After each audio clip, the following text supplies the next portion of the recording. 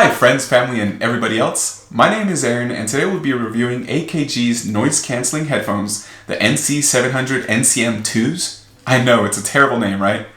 The NC700s only come in black for now, and at $300 they offer 23 hours of battery life, adaptive noise cancelling, fast charging, and an ambient mode. But can they compete with the likes of Sony and Bose? Well, let's look at their best features first.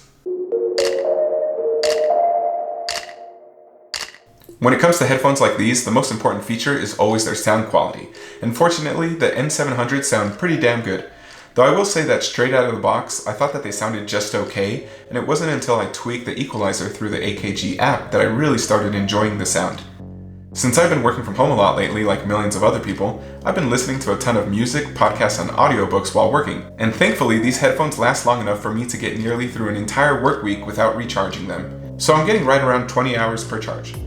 And I'm also thankful for the N700's noise cancelling since it helps drown out the sound of my crying kids while I'm trying to binge watch every episode of The Office. Well, I'm trying to concentrate on my work.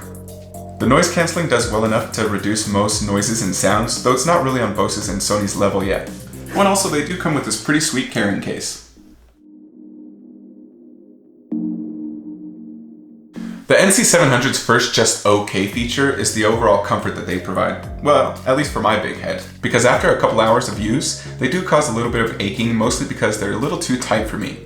I can definitely adjust the band size to relieve some pressure, but then the headphones feel a little too loose. As for the ear cups themselves, I do think that they're a little bit on the small side and maybe won't fit everybody just right. I know for myself, every time I put them on, I kind of gotta play with them a little bit and adjust them just to get them to feel right.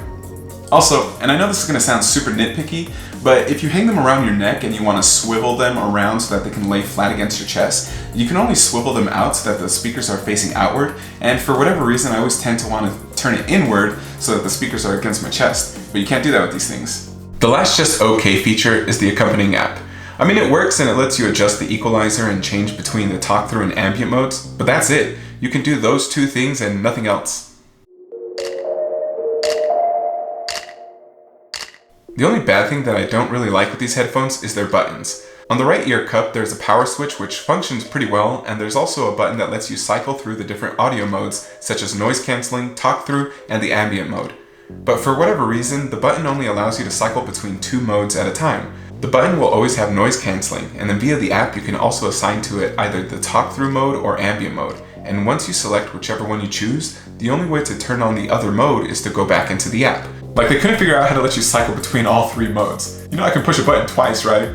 Then on the left ear cup there are another 3 buttons. The top button can be used to increase the volume, the bottom button decreases volume, and the middle button can play or pause your content. Simple, right? Well, the problem is that the buttons are so small and close together that I'm almost always fumbling around looking for the group of buttons, and then I have to feel for each one with my fingers so that I can figure out which button is the one that I actually want to push.